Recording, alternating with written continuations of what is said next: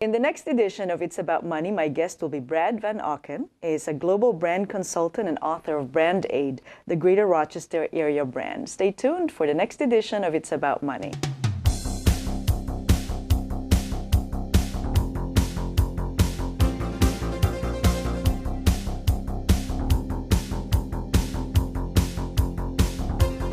Hello, I'm Nannette and welcome to It's About Money. My guest at this show is Brad Van Auken. He's the global brand consultant and author of Brand Aid, the Greater Rochester area brand. Thanks for being here, Brad. Well, thanks for having me, Nannette. I appreciate it. I'm so excited to see the results of your survey that you did for 2012. And what was the data you hoped to get from the survey? Well, the key thing I was trying to accomplish is to inform a brand positioning for Rochester from customer insight. So it's very important to come up with a message that's unique and compelling and especially consistent across all audiences. So that's what I was really trying to do, is kind of inform a discussion around what Rochester should say about itself. You know, which I think is nice. So tell us about the demographics of the people who responded on the survey. Well, you know, there were roughly, well, it was 54% men, 46% women, so roughly 50-50. Interestingly, about 50-50, again, 46% born and raised in Rochester and 54% not. So, you know, some natives, some not natives. It was kind of a normal age distribution, so pretty typical of the metropolitan area. About 40% had children and 60% didn't. The income distribution was kind of normal, although it skewed a little high, mainly because of where we sampled, which was through the internet. I see. Okay, so that's how you conducted the survey, is through the social media then? Through social media, Facebook, LinkedIn, that sort of thing. Great, great. And what did you find to be Rochester's greatest assets? Well, interestingly, in order, they said the number one asset was proximity to the Finger Lakes. Very interesting finding. Obviously, the Finger Lakes have been doing very well over the last decade or so. The number two one is not a surprise. People in Rochester talk about this all the time, but Wegmans. Number three was its colleges and universities, then affordable housing, lack of traffic congestion, and last on the top list, these were all very high, was its culture, music, arts, and museums. That's great. That's, you know, the Finger Lakes was a surprise to me as well, but it's very nice. It's so obvious. You know, we tend to forget that. I do anyway, forget that it's there. You just right. We think about the metropolitan area. We think about the city and the amenities there, but we forget that we're really in the backyard of the Finger Lakes, and it's a great you know, activity for people. That's great. And it's nice to confirm those. I truly love the fact that there's hardly any traffic in our area. Oh, absolutely. and interestingly, in the survey, that came up higher for people that were non-residents than for residents. So people that live here probably don't realize how good they have it. Now, I travel a lot in business, and I forget where, but I was backed up in hours of traffic to go 4 miles. Oh, goodness. So anyway, yes, it's definitely an advantage in our area, and one that people talk about. Yeah, and then the arts and culture, definitely. Absolutely. we both patronized those different venues and programs. So what assets are not leveraged well? Well, generally, two types of assets. The number one asset that people said wasn't leveraged well was downtown. And I know Heidi Zimmermeyer is working on this, you know, very hard, and a lot of things are going on. But people wish that, you know, there were more things downtown and that it was leveraged better. But the other interesting ones were the Genesee River, High Falls, and Lake Ontario, basically our bodies of water. So people recognize that we're rich in bodies of water, but somehow we haven't developed those the way other places, and now I'm reading into it because nobody said this, but the way, for instance, Newport, Rhode Island, or Annapolis, Maryland have built on their waterfronts. And then the final thing that people said wasn't leveraged well was the highly educated workforce. And I think that's a recognition that there are really a lot of very highly educated, well-trained, technical, scientific people. And, you know, there are a lot of jobs, and a lot of people said there were good jobs, and they really liked their employment. But there are some people that would like there to be more jobs here in those areas. Right. Oh, interesting. Yeah, you're right. There's a lot of, with the colleges and universities, certainly there'll be a lot of graduates that come from those educational institutions that would be looking for jobs. So what do people say that they like the best about living here? The number one thing we've already talked about was lack of traffic. They like lack of traffic the best. But then number two was thriving culture and the arts. And so we get a lot of credit for that. Three was affordable living. 4 was, now this one surprised me a little bit. Moderate weather, 4 seasons, pleasant summer. You know, we give ourselves a lot of grief for having winters.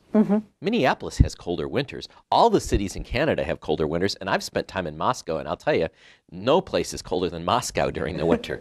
And so the point is, even though we talk about our bad winter, there are a lot of people that like the 4 seasons, that like having fall. They say our summer is about as good as it gets, and say that we're pretty moderate year-round. So weather was the 4th one, and the 5th one was really what I'd almost consider a positioning for the place. And they said, well, it has a small town feel, but big city amenities or big city culture. So it feels comfortable, kind of like mix Andy of Mayberry, you know, Mayberry RFD with, you know, New York City, and that's Rochester. Yeah, true, because, you know, to park and see a show, for example, whether to go to Jiva or RPO, you don't have to arrive way in advance, because you can almost be guaranteed you'd find a spot. It might take you 10 minutes, but that's nothing compared to driving to New York or some other bigger city. Absolutely, and also just the cost of tickets. My wife actually still subscribes to the New York City Ballet, and so we go to that, and I can guarantee you those tickets are a lot more expensive than any tickets you buy for any cultural event in Rochester. So I think, you know, our cultural amenities, for being the kind of world-class level they are very reasonably priced as well. And you know, being in a smaller or medium-sized city, we have more access to famous people when they come into town. You know, I do things through writers and books, and when a well-known global author comes to town, you actually have access to that person. Whereas if you're in a big city like New York, people would be fighting and screaming to have access to the person because so many people wanted to do it. So there is an accessibility to the arts that maybe doesn't exist in other places to the same extent. Sure, that's true. Like with the George Eastman House, they have guests, you know, some movie stars and all the time, other photographers. And Writers and Books brings in a lot of famous writers, and yeah, so we do, yeah. Yeah, it's pretty nice. So what, when out-of-town guests come, you'd mentioned about the traffic, where do that they like the best about the lack of traffic, but what do they like the best about Rochester? Well, the question that we asked was, when out-of-town guests come into town, what do you show them? Where do you bring them? Yes. And interestingly enough, I actually did this survey about, I think, this is repeated. I did it in 2007. The same answer came up number 1. We take them to Wegmans. We take them to the Pittsford Wegmans. Okay. And so that's number 1. That's what it's kind of a strange thing for people to say. But number 2 is restaurants. They take them out to dinner. 3 is the George Eastman House, International Museum of Photography and Film. And interestingly, people that did not grow up here, to a much higher degree, bring their out-of-town guests to the George Eastman House than people who grew up here. Number 4, though, rising on the list, is wine tours. And I know when we've had friends come in from out of town, we often do the Saturday wine tour on Seneca Lake or somewhere down in the Finger Lakes. Next was Park Avenue, then the Strong, the Lilac Festival, and rounding out the top few was the Rochester Public Market. Wow, and that's a fun place to go. Really. That is a fun place. That's neat. That's neat. Actually, those are all. I remember when Cher was here many years ago, that was the focus of where she was. She said, "I wish this was in California." You know, people just. It's a great public market. We love going, and you know, you really see the diversity of the area when you go there. There's people of every socioeconomic group, every ethnic and they're all just having fun buying, you know, fresh produce, and yeah, it's a great experience. Yeah, bargaining. Those are fun things. I mean, when I visualize when you were talking about what the things that they do or take them, and I say, yeah, well, those are things that we like doing when we take our guests who are from out of town. So what is the primary reason for people choosing to live in Rochester?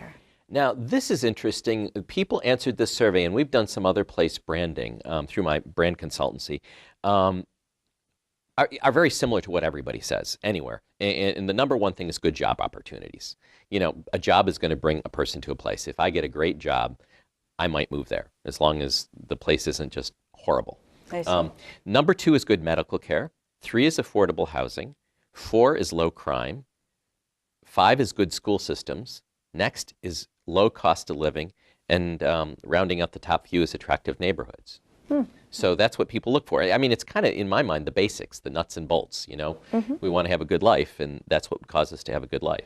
And Rochester offers that. So it seems like you said it's not unique for any Yeah, it's not unique for any place, but that's what people are looking for, and luckily Rochester delivers on most all of them pretty well. Yeah, very nice. That's great. So tell me, how should Rochesterians describe themselves then? What's interesting, we tested a bunch of brand positioning statements against the criteria that we always use, and that criteria is it compelling? That's the most important thing. Is it compelling to the target audience, which in this case, the case of this survey, was residents. The number two thing is it unique? In other words, are we the only ones that can say it, or can we say it to a greater degree than anybody else can say it? And then the third thing is it believable for us? I mean, it might be compelling and unique, but it may not be believable. We tested maybe 20 different brand positioning statements. 3 came out very high against all 3 criteria, so we could almost use any one of the 3. And even in the verbatims, the open-ended questions where people just said what they thought, they kind of said these same 3 things in their own words. So the first one is small town feel, big city culture, going back to you can have everything you can get in a big city without the hassles, with, you know, kind of a friendlier, easier, lower cost, more pleasant lifestyle. The second thing, and this actually, interestingly, I use a case study on branding Rochester when I do my workshops around the world. So I do this in Kuala Lumpur and Dubai and Singapore and all over. And I use it as a case study on how you use brand research, and I used my 2007 study to inform brand positioning. So I forget which group came up with this, but I think it's a group of marketing executives from energy companies in Dubai, or actually throughout the Middle East. They came up with a progressive small city where science, culture, and families thrive. And it was based on the data from the previous study. And in this study, it came up very high. So people like a progressive small city where science, culture, and families thrive. And the third one, surprisingly, we started out talking about the Finger Lakes, gateway to the Finger Lakes. You know, let's have Rochester own the gateway to the Finger Lakes and not Syracuse. Or, you know. Sure. Very nice. Those are really wonderful ways to describe our community. Yeah. That's really great. We'll take a quick break, but I want to go back to that a little bit more as what we could do as community residents to talk about those things that best describe us. Well, absolutely. I look forward to it. Who can we turn to? To watch over our food supply. To safeguard our bank deposits. To protect our water and the air we breathe. Who can we turn to? To monitor drugs for safety. To defend our borders. Federal employees. They work for us. Go to theyworkforus.org. And we're back. My guest is Brad Van Auken, and he is a global brand consultant and author of Brand Aid, the Greater Rochester area brand. He conducted a 2012 survey of Rochester, and we're here listening to wonderful things about the results that he got and how we should be describing ourselves and looking at our community as a brand. So let's talk about those top three things that describe us, that we should be describing ourselves, you know. It's interesting. I think you're talking about the quality clusters that I kind of pulled together, and I really pulled these together from everything that showed up in the research. So from all the different questions, of which there were many. And what we found was there's really 3 quality clusters. And so we found really 3 clusters of things that were compelling for Rochester. And we're saying whatever positioning anyone comes up with for Rochester should focus on these 3 clusters. The first one is big city culture, music, art, museums again. We've talked about that already, but people really give Rochester credit for that. The second one was excellent schools, universities, smart, highly educated population or people, and science and technology, a science and technology-based economy. So again, that's indicative of a thriving metropolitan area. The third one under that umbrella is progressive, diverse, sophisticated, and stimulating environment. Some people said that Rochester was actually very stimulating intellectually, which was interesting. And then the final thing under that umbrella of thriving urban area is innovative, creative, entrepreneurial spirit, and some people even said resilient. You know, we've gone through a lot of changes with Kodak and Bausch & Lomb and Xerox and all that, but we continue to be resilient and reinvent ourselves and create new companies. And so this all speaks to a really thriving urban area. So that's the first cluster. The second cluster is what I'm calling the easy living or quality of life cluster. Here, people are talking about the affordability. I think we've got one of the lowest costs per house of anywhere in the nation. The hassle-free environment, you know, the quick commutes, the lack of traffic, the good school systems, friendly people, and so this whole notion that it's really a pretty easy city to live in. The third one, which I don't know if it surprised me, but it's a nice kind of complement to the first two, and that is people gave us credit for the outdoor environment. Scenic beauty, water, the Finger Lakes, being close to rural areas, bucolic drives, you know, and along with that, obviously outdoor recreation, and certainly wine country, wine tours, those sort of things. So the three clusters really are thriving urban area, easy lifestyle, and beautiful outdoors that we can do a lot of things in. No, that's fantastic. So actually in the first cluster there, I've often heard that Rochester has a great entrepreneurial capital, where there's a lot of smart people and there's enough money to help support businesses. So it's interesting how it's one of, you know, we promote all those cultural, scientific discussions, a lot of smart people. It's pretty interesting how, you know, that's there, but then there's the support of also providing capital to many of those businesses to make. Yeah, and I know we have Trillium, and I know there's a new fund that's been set up to fund some things in neighborhoods to help neighborhoods that are you know, declining or need some help. Certainly more venture capital would be better, because we definitely have a lot of very smart people that have created things, patented things, and sometimes they just need the money to keep that company building. Sure, absolutely. And of course, the second one we talked about, the easy living. But the third piece, which I think is interesting, it really provides a lot of opportunities for people with different interests. You know, whether you like to sail or golf. I mean, there's just, and you know, go to wine country. There's just so much variety for people to experience. Well, it's interesting. I lived in Kansas City for 17 years. I grew up here, but for 17 years I lived there. I worked for Hallmark, and I have to say, in Kansas City, after you went away to different places on each of 5 weekends, you would have exhausted where you could drive to from Kansas City to see something. And so after that, you have to fly somewhere. You fly to San Francisco or to Chicago or somewhere way far away, because there's nothing else to do within a reasonable drive of Kansas City. There really isn't. Whereas in Rochester, Finger Lakes, Niagara-on-the-Lake, Chautauqua, Thousand Islands, Adirondacks. I mean, it just goes on and on and on. You can spend a whole year of weekends and not hit everything. I mean, we still haven't been to the Hall of the Rock and Roll Hall of Fame in Cleveland. I think that's only 4 hours away. Yeah, right. That's right. You're right. It is nicely located, because you could go to a different country.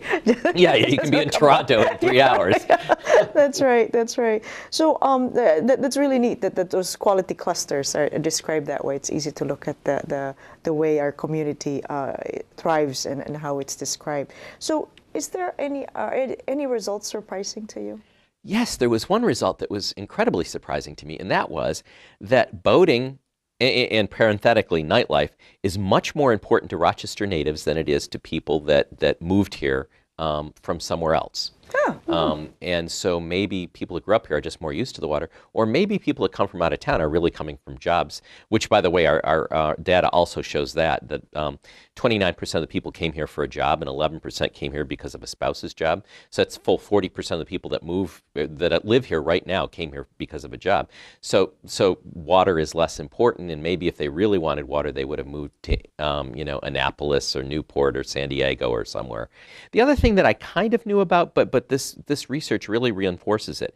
Aesthetics drive people to like a place or not like a place much more than we give it credit for. So, for instance, 3 things came up top, or among the top things that drive people to choose a place and what they like about Rochester. One is attractive neighborhoods, the other one is scenic beauty, and the other one is clean highways and public spaces. They all rated very high in importance.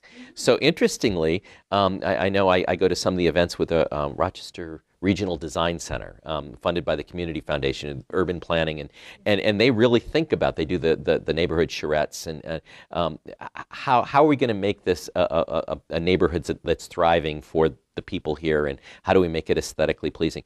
It turns out it's really important. No, that's yeah. You know, actually, we walk a lot living downtown, so we appreciate that it's clean most of the time. There's just a couple of events that it's not immediate, but others, you know, you have the event, and within an hour or two, the place has been cleaned up like nothing happened. You know? Right. Well, you know, in fact, Stacy and I were in New York over Thanksgiving, and we spent some time in Chelsea at art galleries. We had a fun time.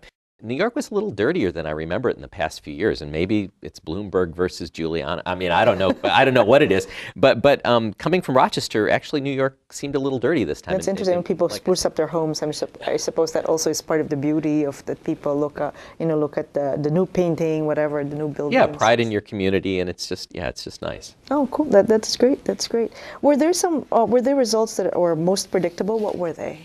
Well, the most predictable results were what's most important factor in choosing a place to live. Like I said, the people in Rochester said the same thing everybody else did. Good job opportunities, good medical care, affordable housing. Now, so as a brand consultant, you do this work for many countries all over the world. How important is it for a community to really know itself? It's absolutely important for a few reasons. One, you want to be able to succinctly and consistently articulate what makes you different, in a unique and compelling, what's unique and compelling about the place. And communities that have been able to do that, New Orleans says we're about this, or New York says we're about that, will attract people. Communities that just can't get their act together and say this is what we're all about, don't fare as well in terms of just kind of national perceptions, but perceptions within the target markets. So we've got so many assets. I mean, music is an asset for us. I mean, golf is an asset. We can just go through all the assets we have, but the question is, which ones are we going to land on? And is there an umbrella asset that we can talk about that works for residents, for attracting businesses, and for attracting visitors, and that can umbrella all of our other assets as proof points? And so I think that's the key goal. The other thing is to get people to start talking more positively about Rochester. Some people in the survey actually said that. They said, I don't know why we get down on ourselves. We actually have a great community. We should stop being hyper, critical of ourselves and really start touting the wonderful things we have, like the Jazz Festival and the RPO and all the things that are really phenomenal here. Right. Actually, I remember about 15, 20 years ago, people would say, oh, there's nothing to do in Rochester. And these days, there's 3 or 4 things, and you have to decide which one to go to, because you can't really just spend half an hour in each of these different things going on. Well, we spent one night, we went to a couple fundraisers, one for an Iranian association, at which we heard Rumi read in Farsi, and that was right down the street, like 2 doors down from where we went to a Writers and Books event, where we listened to gamelan music, and then we saw a Hindu dance troupe, and that was the same night that Jiva was having a fundraiser, which we weren't able to get to because we went to 2 others. And so I remember we invited we often will have friends from out of town come into Rochester, and first time we did this, we took them downtown and we apologized. We were guilty of it ourselves. We said, sorry, Rochester's downtown is kind of dead. We drove around. There was a music festival in one place. People were out in the streets on Park Avenue. People were out in the streets in the East End. And our friend said, Dad? Are you kidding? What are you talking about? This is the most alive downtown we've seen. And we're like, oh. Actually, recently we had some friends visiting from Riverside, California. And so we took a walk to Park Ave, and we didn't realize that there was karaoke going on at one of the restaurants, the pubs there. And they were professional singers, because our friends came, oh, karaoke, let's go sing. But then we looked at each other and like, wow, they're professional singers. It was so entertaining. It was just a wonderful thing. We didn't expect it. We'd never seen that before. So sometimes you're just surprised at what's going on. Well, and musically too, with the Eastman School of Music and all the free concerts, and they've got the organ initiative, and there's the early music concert. I mean, the amount of music, and that's free. Yes. Every day, every night. Right. It's amazing. And one of the things I found out too, there's a lot of homes that host a lot of these music events. So it might be not a big venue, but it's just a small community of people gathering, listening to early music or something else. Which, wow, this is a lot of activity. So as a resident, how should I look at this data in order to enhance the quality of life? And what can I do? Everybody kind of has... Well, you can do a few things. First of all, you can think more positively and talk more positively about Rochester. Second of all, you can talk about its assets and really focus on its positive clusters that we talked about. The other thing that you can do is just help be part of the discussion, and where you can support the organizations that thrive in Rochester so that they can thrive some more. Great. So there's certainly plenty of those cultural organizations, educational organizations that people can support. So how do you plan on sharing this data with the community? I mean, you did this in 2007 and then 2012. How do you use the data? Well, in a way, I'm kind of, I see myself as a catalyst or a kibitzer because no one asked me to do this. It's just something I enjoy doing. It's something that I do professionally, and I just wanted to do it for my hometown and in my current place of residence. So far, I'm presenting it in January to the Harvard Business School Club. They have a breakfast series every month, so that should be interesting. The Community Foundation has actually asked me to present it to their board in January, so I'm doing that. I've already presented to a bunch of ad agency leaders, people that head up different ad agencies around town. I think they're just interested in it. And the results, the detailed results are posted on a website called adhub.com. adhub.com. And so anybody can go to that website and see the results. But I'm also happy to present the detailed results with groups around town that would have me do it. I'm happy to do it for free, providing I'm in town and I'm there and available that day. So I'm happy to do that. Yeah, that's great. I think it's a wonderful thing that you just decide on your own. That's what makes the community so good, People like you who can let's find out what's good about us and let's use that. So how can the data be used, by businesses, by individuals, to make Rochester a better place? Again, it goes back to investing in and promoting the assets, and certainly, shoring up the weaknesses. I mean, developers should be thinking about what do we do with our bodies of water. Communities should be saying, how can we put parks and, bicycle pathways along the water, statues, whatever, something to really make the water more, because clearly people said, gee, we've got all these assets in water, and really, and I hear this a lot from out of town, people that move in from out of town, they say, gee, any other place that would have these bodies of water, there would be multi-million-dollar mansions on them, there would be gorgeous parks on them. Why do you have a railroad track next to your, why is there nothing there? Why is there nothing developed? So, and clearly I know Heidi Zimmer-Meyer is doing a lot with downtown, and there's a lot of plans there, and, so there's a lot already going on, but just supporting those efforts. That's great. Anything else that you could add? I mean, this is really exciting stuff. I appreciate it. Well, let's see if there's any other things. One is, we did ask people, did you grow up here? Did you grow up here and leave and come back? Did you come here? What reasons did you come here? And that's kind of interesting. 23% of the people who took the survey grew up in Rochester and never left. So less than a quarter, but around 23%. 23% grew up here, left, and then moved back, which is pretty high, and I certainly fall in that group. So, roughly a little under a half somehow, grew up here and are now here. And this is a question that I often get asked, how come we can't attract more people that are, keep more people from the local universities? Well, I have to say, first of all, when you're at a local university, you're probably coming in from out of town. Some people are going to be local, but people tend to want to go back to where they live or go to a big city, have the big city experience as a young single person, kind of make your way in the world. And Rochester really, with its amenities, is the best place for when you decide to settle down and have a family. It may sound boring, but it really is, with the good school systems, quality of life.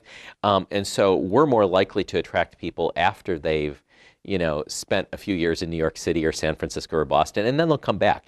But interestingly, 14% of the people came from local universities. So 14% of the people either immediately or eventually come here because they went to school here. So that's not insignificant. Right. And the rest of the people came for personal reasons. The last thing I would say is, in asking what are the important considerations in branding a place, in general, and I already mentioned this, you need to focus on its assets. Don't worry about its weaknesses. I've been approached by a town in Canada, actually almost exactly across the Lake Ontario from Rochester, that is a beautiful little town. It would be a perfect getaway for the weekend for Torontonians, except it's known as a place that is radioactive. Oh, dear. Because it has low-level radioactivity. But the point is they need to focus on their assets just like Rochester does. So focus on your assets. The next thing is the message needs to be unique, compelling, and believable, and it needs to be consistent. It can't be this group over here is saying this thing, this group over here is saying that thing, because then nothing's going to resonate. And then the final thing is you really need a message that umbrellas residents, businesses, and visitors. So, a visitors association can have their message, and, a group attracting businesses can have their message. But the trick is to get an umbrella that works with all the messages, because the messages will be different for residents versus businesses versus, visitors, but they need to nest in the overall message. I see. Very nice. That's great. Thank you for this gift to our community. Oh, well, you're welcome. It's an enjoyable thing for me, and I hope it has a good impact. No, thank you. And thank you, our audience, for tuning in today. My guest is Brad Van Auken, Global Brand Consultant and author of Brand Aid, the Greater Rochester Area Brand. Thanks again. Thank you. Until next time, I'm Nannette Auken.